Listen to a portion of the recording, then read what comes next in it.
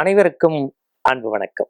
ஆன்மீக அன்பர்களே, சங்கரா தொலைக்காட்சியின் இனிய நேயர்களே, நாள்தோறும் நம்முடைய காஞ்சி மகான் தொடரில் நல்ல நல்ல செய்திகளை சிந்தித்து வருகின்றோம். அந்த வகையில் இன்றைய தினம் மகோ உன்னதமான நம்முடைய வாழ்க்கைக்கு தேவையான ஒரு கருத்தை பெரியவர் வழிகாட்டுதலோடு பதிவு செய்ய இருக்கின்றோம்.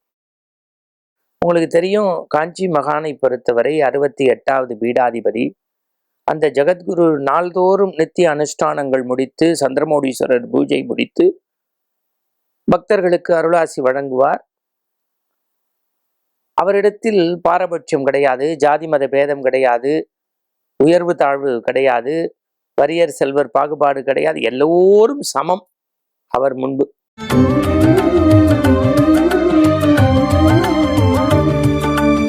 ஒரு 87 வயது மதிக்கத்தக்க ஒரு மூதாட்டி, பெரியவர் மீது அவ்வளவு பிரியம் கொண்ட மூதாட்டி.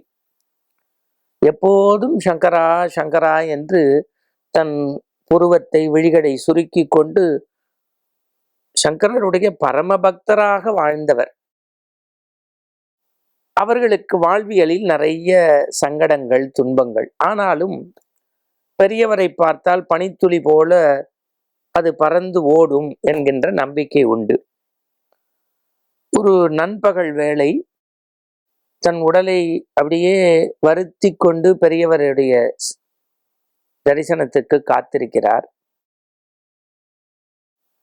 பெரியவரும் அவர்களும் ஒருவருக்கொருவர் சந்திக்கக்கூடிய நேரம் வந்துவிட்டது. பார்த்தவுடன் பரமேஸ்வரனை பார்த்து கண்ணீர் சொரிகின்றார். பெரியவர் ஒண்ணுமே சொல்லலையா. நீ மத்தியானம் சாப்பிட்டுட்டு காஞ்சிபுரத்துல கிருஷ்ண பிரேமியோடைய பேச்சு நடக்கிறது, அதை 2 நாள் இருந்து கேட்டுட்டு போ. கிருஷ்ண பிரேமியோடைய பேச்சு நடக்கிறது, அதை கேட்டுட்டு போ. பாட்டி தன்னுடைய துன்பத்தை, மனக்குமரலை கொட்ட வேண்டும் என்று வந்தவரிடத்தில் கிருஷ்ண பிரேமி பேச்சு கேட்க, சரி பெரியவர் சொன்னா எல்லாம் ஏதோ நேரா போறா. அன்னைக்கு கிருஷ்ண பிரேமி பேசுறார்.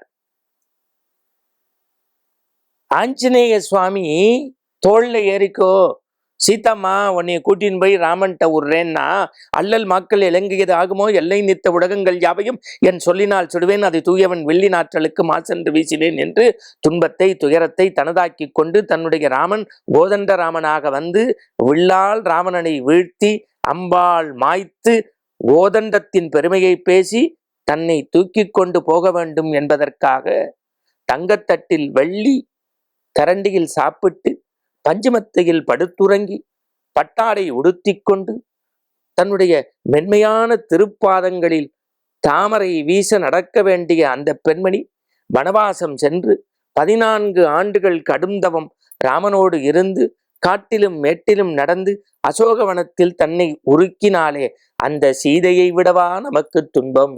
யாரு? உபன்யாசம்.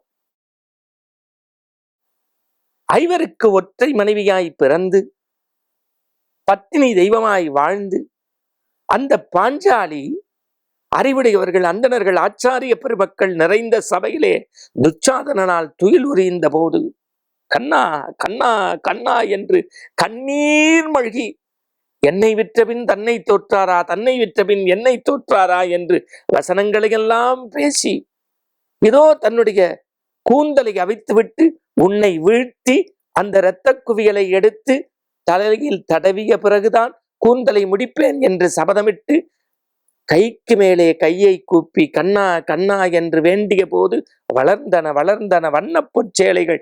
எந்த பெண்ணுக்கும் நடக்கக்கூடாத துன்பம் வந்ததே பாஞ்சாலி பாரதத்தில், அவளை விடவா நமக்கு துன்பம்? யாரு? பாட்டியம்மா துன்போன்னு பெரியவாள்கிட்ட போயிருக்கா, அழுதுருக்கா. பெரியவா என்ன சொன்னா, கிருஷ்ண பிரேமி பேச்சு கேட்டு போ, 2 நாள் இங்க இருந்து தங்கி சாப்பிட்டு போ. அப்படியே உபன்யாசத்துல கொட்டுறார். இந்த பெரிய புராணம் உலகலாமனந்து ஓதற்கரியவன் நிலவுலாவிய நீர்வழி வேணிய நிலையில் சோதிய நம்பளத்தாடுவான் மலர்ச்சிலம்படி வாழ்த்தி வணங்குவோம்னு சொன்ன 12ஆம் திருமுறை தெய்வ சேக்கிழாருடைய பெரிய புராணத்தினுடைய பக்தி மார்க்கத்தை எல்லாம் படிச்சிருக்கலா? குழந்தையுடைய பிள்ளைக்கறி கேட்கிறார் எம்பெருமான். திருவமுது படிக்கின்ற அடியாருக்கு இப்படி சோதனையா? வேட்டுவ குலத்தில் பிறந்து குடுமித்தேவர் மீது அளவு கடந்த அன்பை செலுத்தியதற்காக கண்ணையே கேட்கின்றார். இன்னொரு நாயனாரிடம் மனைவியை கூட அனுப்பு என்கின்றார் இயற்பகையாரிடம். அடுத்த வேளை உணவுக்கு வழியில்லாத போது வயிற்று நிறைய உணவு வேண்டும் என்று அடியார் பெருமக்கனாக்கு மழைக்காலத்தில் வந்து நிற்கின்றார். விதை நெல்லை வறுத்து கீரையை அடிசிலாக்கி கூரையை உடைத்து நெருப்பாக்கி அன்னம் சமைத்த இளையான்குடி மாரநாயனாரை விட நமக்கு துன்பம் வரப்போகின்றதா? ஏன்? எப்போதும் அந்த பரம்பொருளையே பரந்தாமனையே வேண்டிக் கொண்ட குசேலனுடைய வறுமையை விடவா நமக்கு வறுமை வரப்போகிறது? யாரு? கிருஷ்ண பிரேமி என்ன உபன்யாசம். துன்பத்தை பார்த்து நீங்கள் துன்பப்படாமல் இருந்தால் துன்பம் துன்பத்தை பார்த்து துன்பப்படும். எப்படி முடிச்சாரா? துன்பத்தை பார்த்து நீங்கள் துன்பப்படாமல் இருந்தால் துன்பம் துன்பத்தை பார்த்து துன்பப்படும். என்ன உங்களுக்கு ரொம்ப துன்பமா இருக்கா? கிருஷ்ண பிரேமி என்ன பேச்சா? அதை கேட்டோன்னு மறுநாள் சந்திரமௌலீஸ்வரர் பூஜை முடிஞ்சோன்னே பெரியவாள்கிட்ட அந்த பாட்டி நெடுஞ்சாங்கடையா, ஞானகுரு சாட்சாத் சந்திரமௌலீஸ்வரர், பத்தினி தெய்வம் பாஞ்சாலியை விட, அன்னை சீதா பிராட்டியை விட, கண்ணப்ப நாயனார் சரித்திரம் இதெல்லாம் கேட்ட பிறகு வாழ்க்கையில ஒண்ணுமே துன்பம் இல்லடா, நமக்கு இவ்வளவு சந்தோஷம் கொடுத்த கடவுளுக்கு நன்றி சொல்லணும்னு நான் தழுக்க சாட்சாத் சந்திரமௌலீஸ்வரருக்கு சொன்னாரா? இப்படி பலருக்கு பல விதத்தில் வாழ்க்கை பாடத்தை சொன்ன பெரியவாதான். மீண்டும் நாளை சந்திப்போம். நன்றி.